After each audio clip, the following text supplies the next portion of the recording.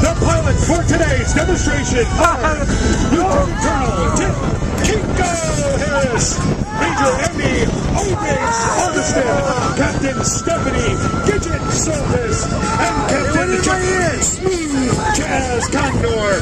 The masters for today's demonstration are Master Sergeant Gordon Nelson, Tech Sergeant Michael Carrier, and Staff Sergeant Jeffrey Parrish.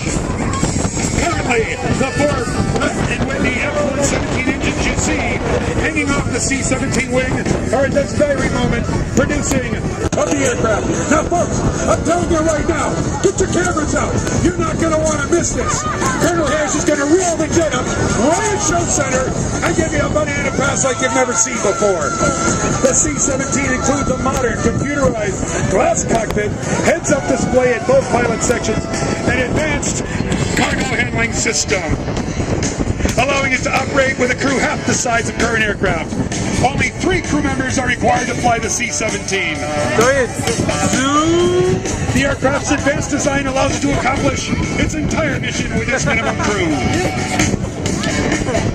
The C-17 provides a direct delivery capability that combines such intercontinental cargo carrying that seeing is believing.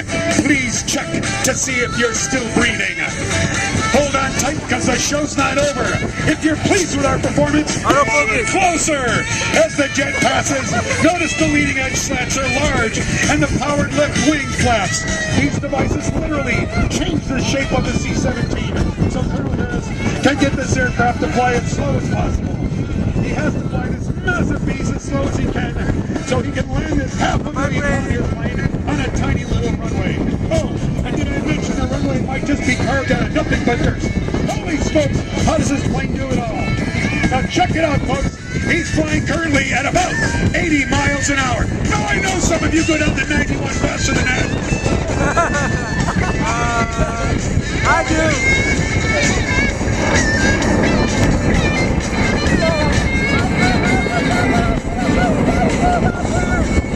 The C-17 will now maneuver to show its ability to fly at slow speeds and demonstrate its advanced aerodynamics in action.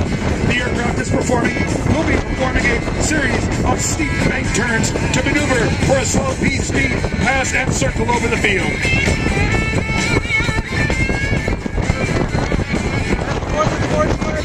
In case you're wondering how big this beast is, the wings fuel economy. To give you a better idea of the aircraft's overall size, those winglets are over 9 feet tall. Fun fact, if you were to take this C-17 to your local gas station, it would take 4 days to fill her up using every pump at the gas station. The aircraft is extremely agile at both high and low speeds, making it easier to operate in any tactical situation, including the combat delivery capability of paratroopers. See the gear in action as they retract, including payload, altitude, and time to climb records. Boeing delivered the first C-17 operationally to Charles Air Force Base in June of 1993. March Air Reserve Base began receiving its first C-17 in August of 2005.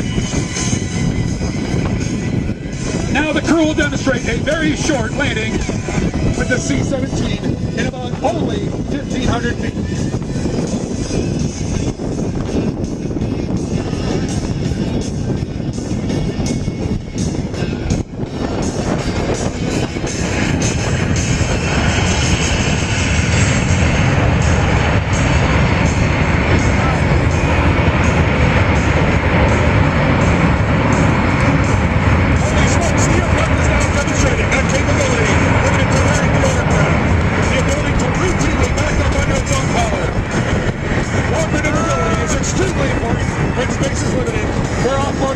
On a day-to-day basis. And if he pulls this off, remember, right in front of my stand here.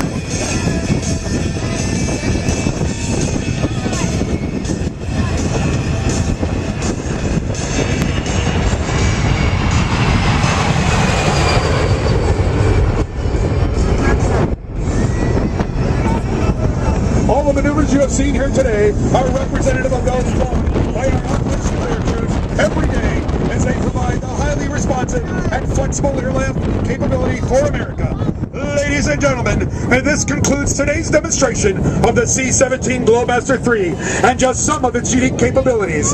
On behalf of the men and women of the United States Air Force, the Air Force Reserve Command, and March Air Reserve Base, we thank you for being with us here today. We hope you enjoyed this brief look at the C-17 Globemaster, the United States Air Force's core airlifter and workhorse, providing thank you! Thank you, Colonel Giat. You know, if I had that energy all through the show, I'd be a little lump of flesh about that big right about now.